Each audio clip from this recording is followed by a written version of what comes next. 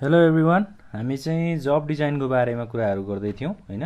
जब design भनेको के हो र जब डिजाइनको बारेमा चाहिँ अरू थुप्रै यसको अप्रोचेसहरू मेथोडोलोजीहरूको कुराहरू चाहिँ हामीले गरेका छौँ। अब जब डिजाइन पछि हाम्रो के आउँछ त, हाम्रो च्याप्टर थर्डमा चाहिँ जब डिजाइन र जब एनालाइसिसको कुराहरू थियो। जब डिजाइनको पोर्सन सकिसकेपछि अब हामी जब एनालाइसिसको पोर्सनमा आउँछौँ। जब एनालाइसिस भनेर अब हामीले के बुझ्नु पर्यो त भन्दा हैन, जब एनालाइसिस भनेको चाहिँ अब जब्सको एनालाइसिस गर्ने हैन, जब रिलेटेड एक्टिभिटिज भनेको जबसँग रिलेटेड कामहरूको चाहिँ एउटा एनालाइसिस गर्ने कामलाई हामीले जब एनालाइसिस भन्न सक्छौँ। र जब एनालाइसिसले हामीलाई के कुराहरू फाइन्ड गर्न दिन्छ हैन, त्यसैगरी जब एनालाइसिसको हाम्रो डेफिनेसन्सहरू के कस्ता छन् त्यो हामी हेर्छौँ। अब जब एनालाइसिसले चाहिँ यो चाहिँ एउटा systematic process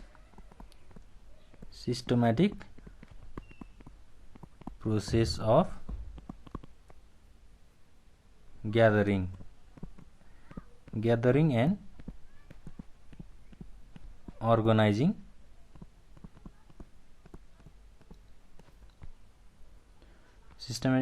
gathering and organizing the information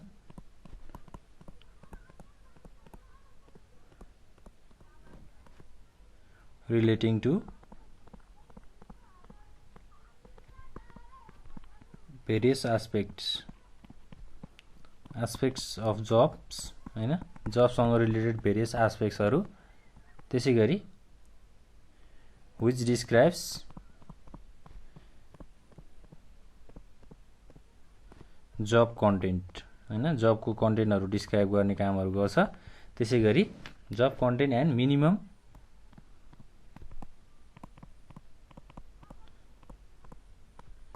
job requirements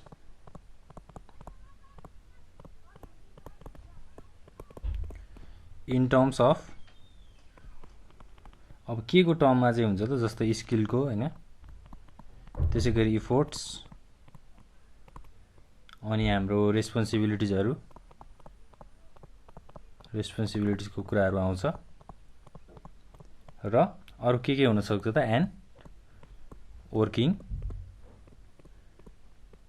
working conditions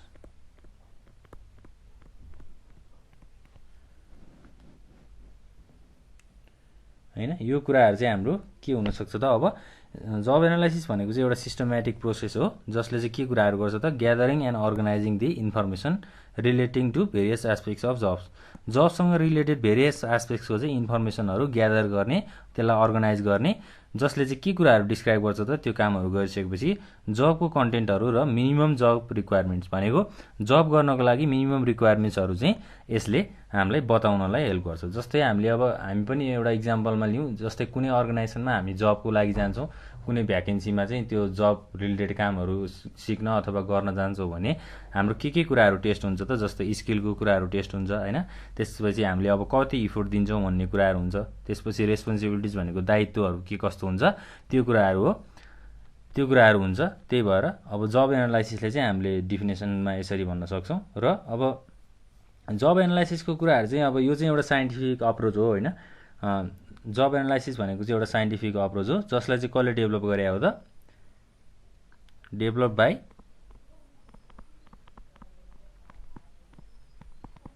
FW tailor हैन।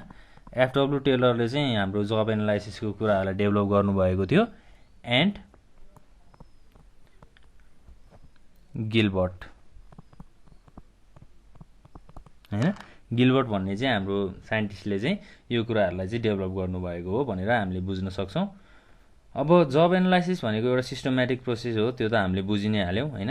यसलाई हामीले अब के पनि भन्न सकिन्छ त, process of studying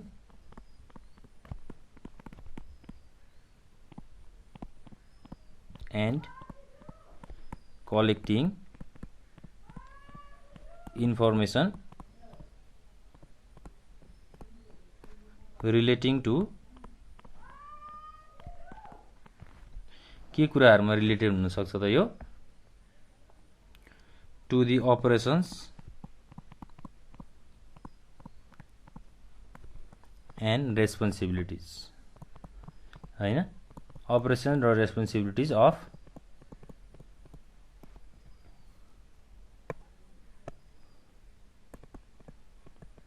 of the specific job. कुनै पनि एउटा स्पेसिफिक जब गर्नको लागि हैन, कुनै पनि कामहरू गर्नको लागि अब जब एनालाइसिसले चाहिँ के कुराहरू गर्छ त, यसले चाहिँ स्टडी गर्ने काम गर्छ र इन्फर्मेसनहरूलाई कलेक्ट गर्ने र कामहरू गर्नको लागि, अपरेसन गर्नको लागि र आफ्नो रेस्पोन्सिबिलिटीहरू, दायित्वहरू के कस्तो छ त्यो जबप्रति त्यसको स्टडी गर्ने काम चाहिँ गर्ने रहेछ। यो पनि हाम्रो एउटा डेफिनेसनको रूपमा लिन सक्छौँ र हाम्रो यो पनि एउटा डेफिनेसनको रूपमा चाहिँ हामीले जब एनालाइसिसको कुराहरूलाई बुझ्न सक्छौँ। अब जब एनालाइसिसले चाहिँ हामीले एउटा एनालाइटिकल स्टडी पनि भन्न सक्छौँ है। Job analysis is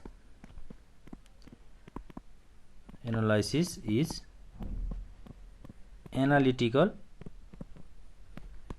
study of job related information. जबको इन्फर्मेसन बारे चाहिँ एउटा एनालिटिकल स्टडी गर्ने प्रोसेसलाई हामीले जब एनालाइसिस पनि भन्न सक्छौँ।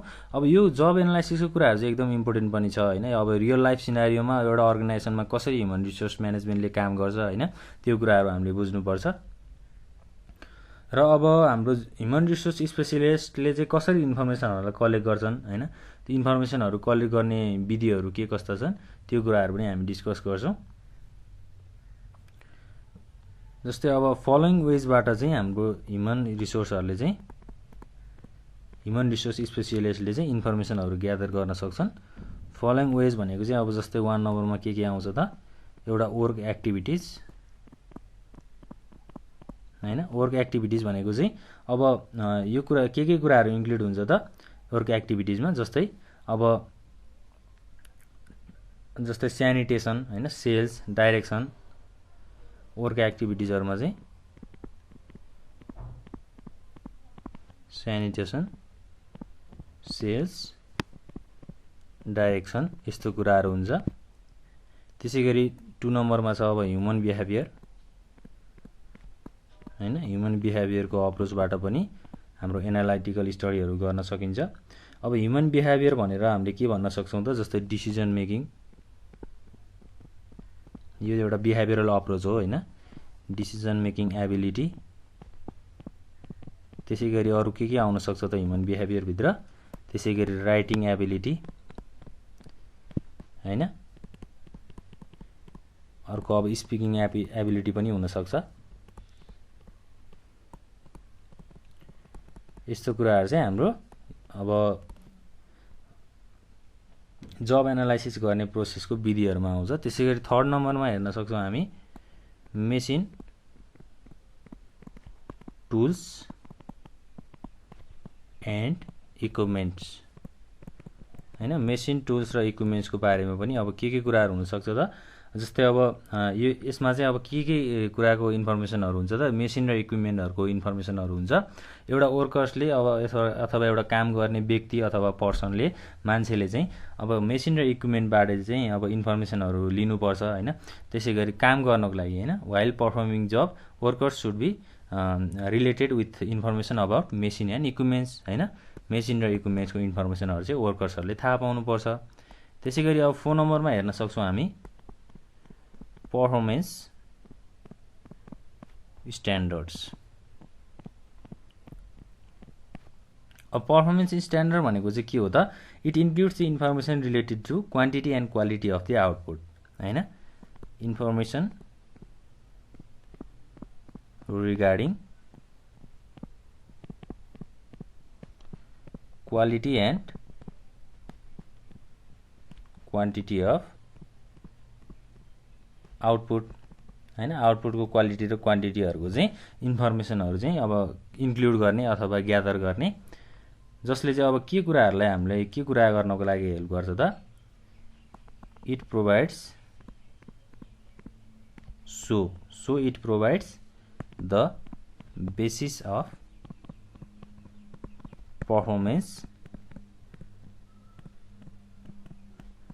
इभ्यालुएसन हैन। परफर्मेन्सको इभ्यालुएसन गर्नको लागि, त्यसलाई मेजर गर्नको लागि अथवा एउटा हाम्रो डिस्टिङ हैन प्रोसेसलाई चाहिँ एसेस गर्नको लागि, एसेस भनेर पनि भन्न सक्छौं। एसेस गर्नको लागि चाहिँ इन्फर्मेसनहरु क्वालिटी र क्वान्टिटीको, आउटपुटको क्वालिटी र क्वान्टिटीको इन्फर्मेसनहरु चाहिँ लिन सक्छौं।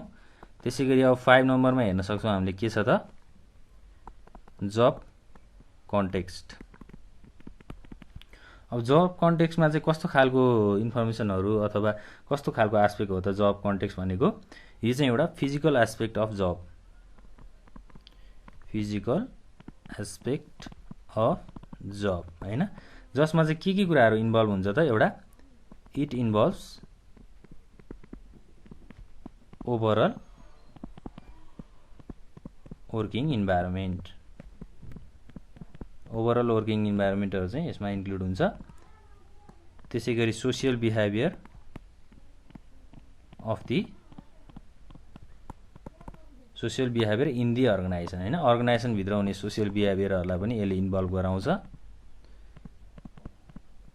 जब कन्टेक्स्ट भनेको चाहिँ एउटा फिजिकल एस्पेक्ट अफ जब हो हैन, जबको फिजिकल एस्पेक्ट हो, जसले चाहिँ के कुराहरूलाई इन्क्लुड गराउँछ अथवा इन्भल्भ गराउँछ त, ओभरअल वर्किङ इन्भाइरोमेन्ट हैन, वर्किङ इन्भाइरोमेन्टहरू के कस्तो छ त्यसको ओभरअल इन्फर्मेसनहरू ग्यादर गर्ने र अर्गनाइजेसनभित्र अथवा स्टाफहरूमध्ये चाहिँ सोसियल बिहेभियरहरू के कस्ता छन् त्यो कुराहरूलाई पनि यसले इन्भल्भ गराउँछ।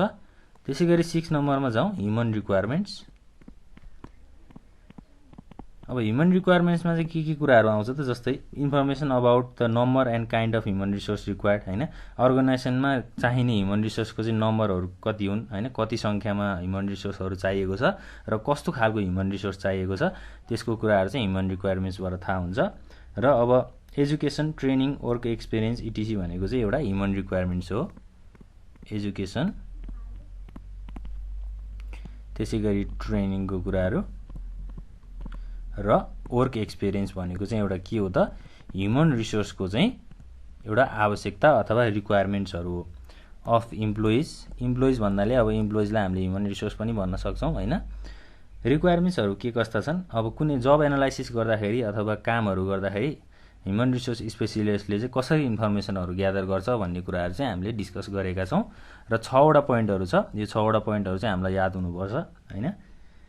ल अझ हामीले अब डिस्कस गर्ने भनेको यति नै हो हैन। जब एनालाइसिसको हामीले थोरै डेफिनेसनको कुराहरू हेरेका छौँ र अब develop by F W Taylor and Gilbert भन्ने साइन्टिस्टले चाहिँ जब एनालाइसिसको कन्सेप्टलाई डेभलप गर्नुभएको थियो र अब हाम्रो डेफिनेसनको कुराहरू त भइ नै आयो। स्टडिङ एन्ड कलेक्टिङ इन्फर्मेसन हैन, एउटा प्रोसेस हो जसले चाहिँ इन्फर्मेसनहरू चाहिँ कलेक्ट गर्छ अनि स्टडी गर्छ।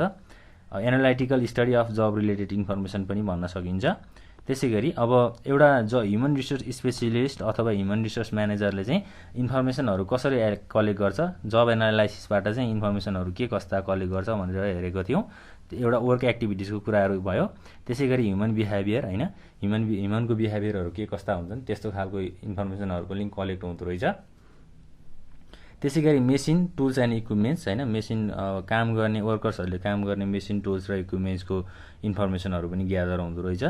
अरू भनेको पर्फर्मेन्स स्ट्यान्डर्ड, जब कन्टेक्स्ट, ह्युमन रिक्वायरमेन्ट्स हैन, के कस्ता छन् त्यो कुराहरू पनि भइ नै हाल्यो। ल आज हामीले डिस्कस गर्ने टपिक यति नै हो। अब नेक्स्ट क्लासमा हामी जब एनालाइसिसको कुराहरू लिएर आउनेछौँ।